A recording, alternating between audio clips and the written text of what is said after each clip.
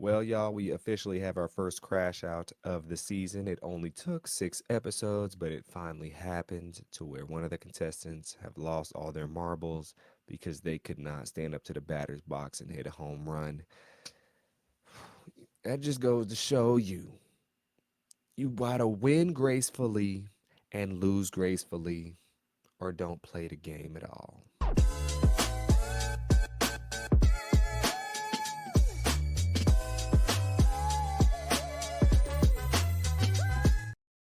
What's poppin', y'all? We back with another Rhythm and Flow Season 2 recap. This is episode 6 we going through today.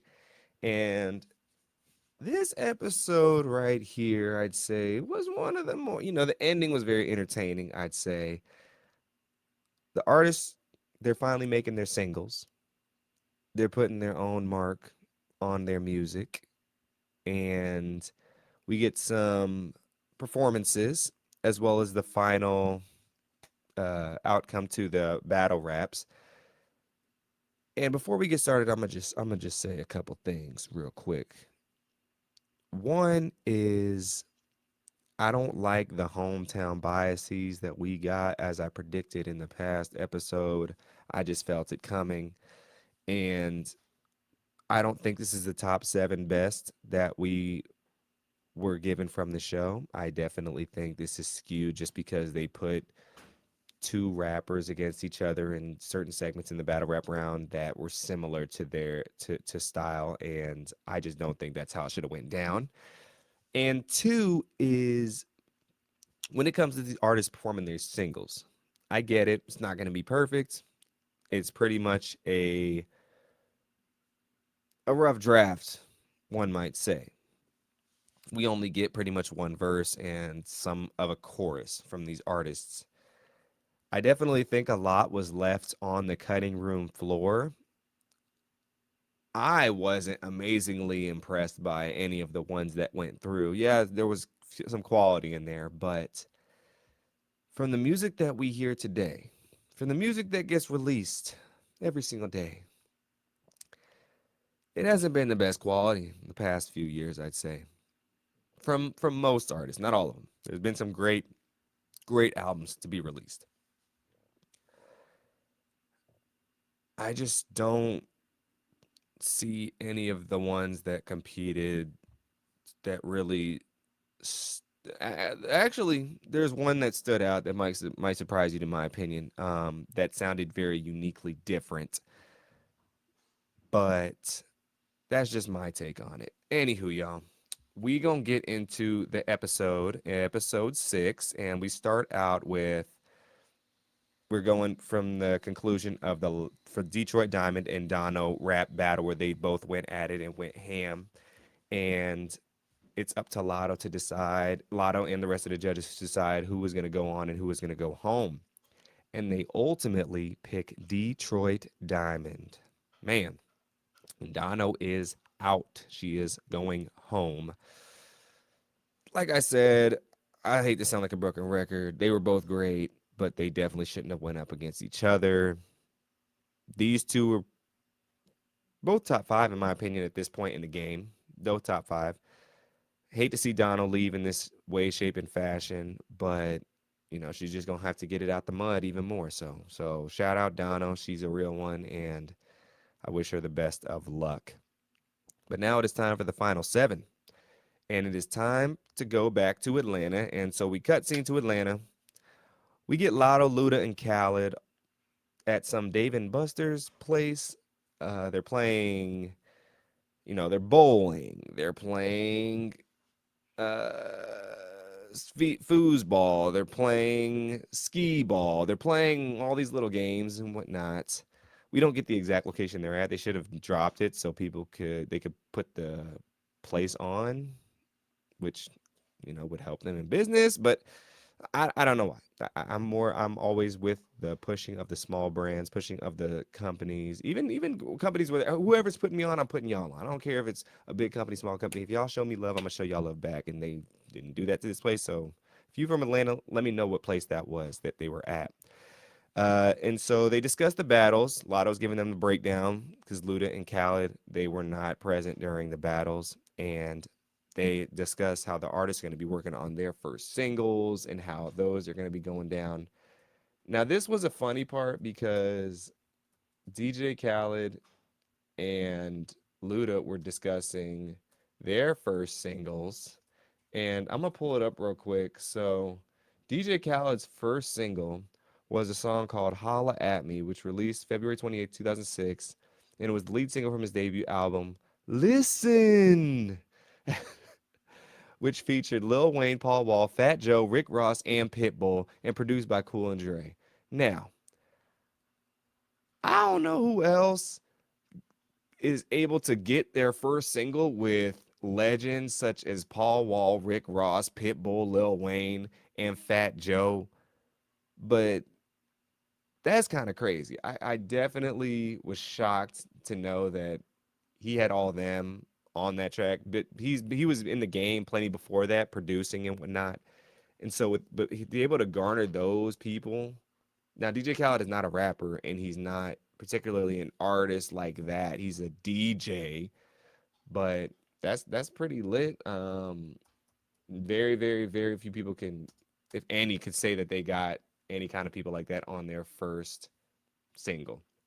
Ludacris' first single was Fat Rabbit from Timberland's 1998 album Life from the Basement. Ludacris, that's where he made his debut, and I'm not familiar with Fat. I feel like I've heard it before, but I'm not familiar with that track whatsoever.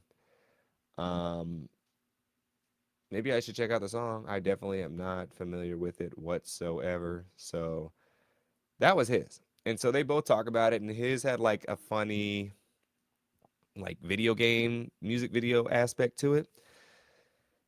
And they just glaze over Lotto. Lotto doesn't mention her first single.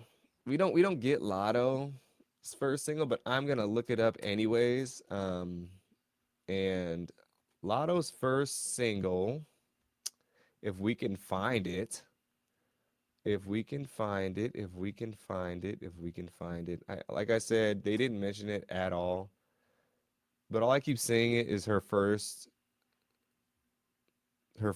prominent song, which was B from the South, a bitch from the South. But I don't see her first single. I don't see it. So maybe it wasn't that great. Who knows? I'm not gonna go too crazy in trying to find it. Actually, we can just go to Wikipedia.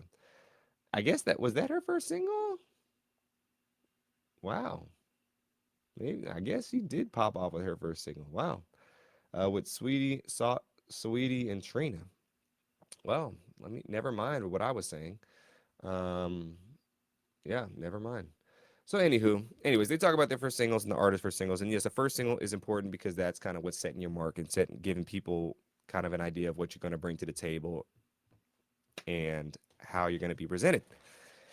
And so two people are going home this challenge, and we find out that Glorilla, Miss Memphis, is going to be the guest judge for this sequence of events. And I like Glorilla. It took me a minute to kind of get used to it, but I definitely like her. She has a swag, she got the style, she got the flow, she got the uniqueness and the individuality that stands out and is very different than other female rappers. And I love that. So we get Detroit Diamond. She is going to be first, and her song is called Pressure. They're all doing their songs as of now in the Stankonia studios, where Outkast did their Stankonia famous renowned album. And you're recording in that studio, you got to bring it. You got to Outkast is the definition of unique and individualistic and stylistic. So they have a lot to live up to in recording in the studio. Now, they go in the studios, they record the songs with different producers. They all have their own up to this point. They all getting their own individual one. They're getting their beats. They're doing a photo shoot, the whole 9, 10. This is pretty dope. Now, I've recorded some songs before, as I've mentioned in the past. to make a good song, it takes some time. Now, I don't think it takes all day and night. Maybe to make it like a whole hit if you're really like overproducing and everything and adding super intricacies and specific things to your track. But most of the time, tracks nowadays, they got the beat set up, you're writing to the beat, you're finding, small pockets in the switch flows and whatnot, and you can get a quality song done between 2 and 4 hours, I'd say, if you're starting from scratch in the writing portion, not counting making the beat. And so Detroit Diamond, she gets started performing and she's doing all right, but her rap is a studio song. Like her single is a studio song. What I mean by studio song is it's performing it, you're not able to hit every word. So every last word of each line she skips. She's like, I'm going down to the beach and I'm going to step down to the shore and make it, like she skips every last word. And so when you have to do that in your performance, I think you might have written the rap incorrectly, especially if it's going to be your first one. You should be able to hit every single line, excluding the chorus. I will let the chorus slide, but if it's your verses, and you can't hit the last one, then that means you didn't write it correctly to put enough breaths in between so you could speak all the words out, in my humble opinion. I really wasn't that big of a fan of it, to be honest. The song was very average to me. The beat was a beat I feel like I've heard a million times. She had great energy. She came out with good stage presence. And I think that was about it to me. Now, the judges, they were glazing her, except Lotto. Lotto kept it real. Or Lotto. Glorilla. Glorilla kept it real. She said she couldn't really hear the words. And that's saying something coming from Glorilla, who really has to kind of enunciate and sound her words out because she does have a thick accent. And I can understand Glorilla in her raps, even with her twang. Lotto and Luda and Khaled, they were being real nice to her. They were being real soft, and it wasn't like it was a bad performance, but it just wasn't anything memorable in my eyes. It was okay, but it wasn't anything that I haven't seen already. So in that instance, I just wasn't very impressed and blown away. But that's just me. But anywho, and Khaled even gets up there and goes and I need a picture with you. Yeah, I'm like Khaled, please, DJ Khaled. I'm like, bruh. I love DJ Khaled too. He's funny. He's funny. I think it's comedic relief on the show. I said this from episode 1. He just be doing the most. But then we get Dre TL is next, and his song is called High Definition HDTV, essentially. And so he records a song, does his photo shoot. Now Dre TL, he has what's the word? Way to put this? Dre TL has he mumbles a lot to me. He muffles his words. He doesn't enunciate the best, in my opinion. It sounds like he has something in his mouth when he's talking and rapping. Um, he has big teeth. He doesn't talk like he talks kind of like this, yo. What's going on, yo? It's Dre TL in this bit. I'm going out town. I'm going my sound. Like he doesn't. His mouth doesn't open much to me. So I think he needs to put in a little more work with the enunciation. But that's his style too. That's his flow. That's his way to go. So I'm not gonna like crucify him, and that's what makes him him. That's just not for me. I'm a very enunciated listener. I come from the area where I like people to I like to understand what's going on. Twista, he's a fast rapper, but you can understand what he's saying. Tech Nine, you can understand what he's saying. He's also fast. Ludacris, you can very understand. Like all the people I really like, I can understand the words. I'm not into mumble rap. I'm not into slurring words unless it's understandable to that extent. And him, I just never really could to the most part. But he always brings it. So I'm gonna give Drake TL that. He always brings it. This song, I wasn't even same as Detroit Diamond. It was very to me. It was okay. It was a little bit better than Detroit Diamond, in my opinion. He had nice lyrics. I definitely liked the flow, and he definitely had a good penmanship to his song. But it was muffled to me. To me, it was muffled, and he didn't enunciate enough, in my opinion. And the rhythm was definitely something that flowed with the song. He had a nice bounce to it. It had a nice storyline, I would say. And he had really, really, really good stage presence. I mean, he's willing to get the crowd going. So I will give him that too. And he did okay. He did solid. I'll give him solid. He definitely did better than Detroit Diamond. And the judges were loving it. They were giving him all the props. They were all, giving him his flowers. This performance, I mean, it was one of his better showings. I think his brat battle was a little better than this. Just his chorus slapped. His chorus definitely slapped. But I just want to hear a little bit more enunciation from Dre TL, and then I think he has the whole package, and he has if he can just enunciate a little more, I think he has the competition almost won. Outside of my favorite Jay Taj, which we don't get this episode. But soon he goes on, and then we get Yoshi Vintage next. Now, Yoshi Vintage decided to take it all in her own hands.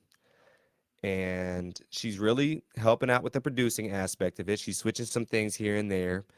I do like her photo shoot a lot. She was actually really stylistic in this, and it really felt like a true, genuine photo shoot to where she took control, and it was really her. And I felt her with the she got a bunch of roses and put them all around, and she was on the ground, and her hair was big and red, matching the roses. It was dope. I loved the photo shoot from her.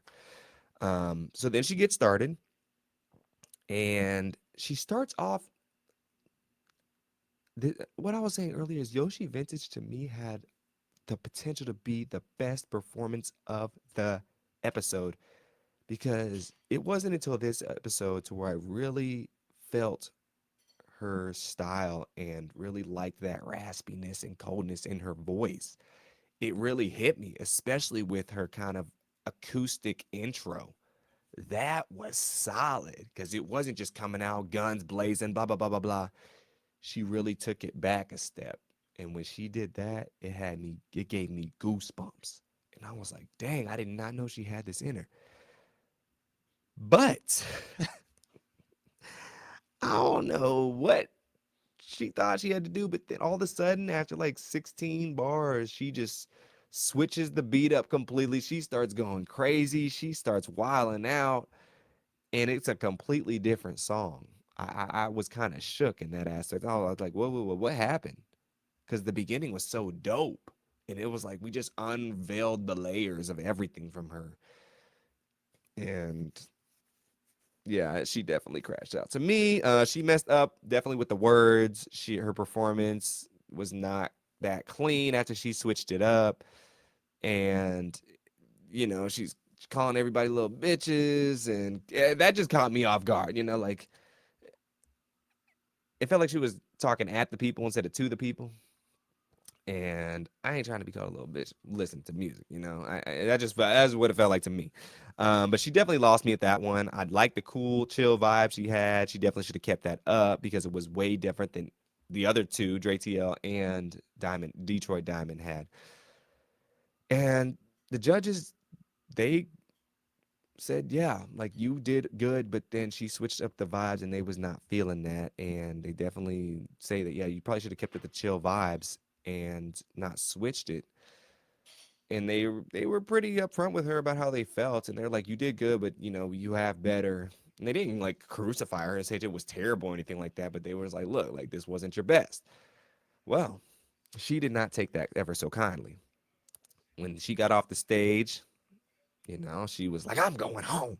I'm going home. Get that camera out my face. So she was running away from the camera. I thought I was watching Mari Povich for a second there, coach. She was taking off. She was threatening to fight the cameraman. She was getting close. She was about to break something and then have to have a lawsuit against her. Look, she was crashed out completely. And I was loving it. Now, look, all seriousness. I wish, she kept composed. It wasn't that bad. She wasn't eliminated from the show. There was still four more people to go. But she knows she messed up. And it's like, why are you going to get mad at everybody else, the cameraman, the judges, if you know that you messed up? She knows she messed up, but she's taking it out on everyone else. You got to be able to take accountability. And it wasn't her night. And she got to live with that. And she's looking like a clown right now, threatening the cameraman. Like, looking like a clown. Now, look. I get it. Tensions run high. I was on a show to where I kind of crashed out a little bit after the cameras went off. Luckily, they didn't show that.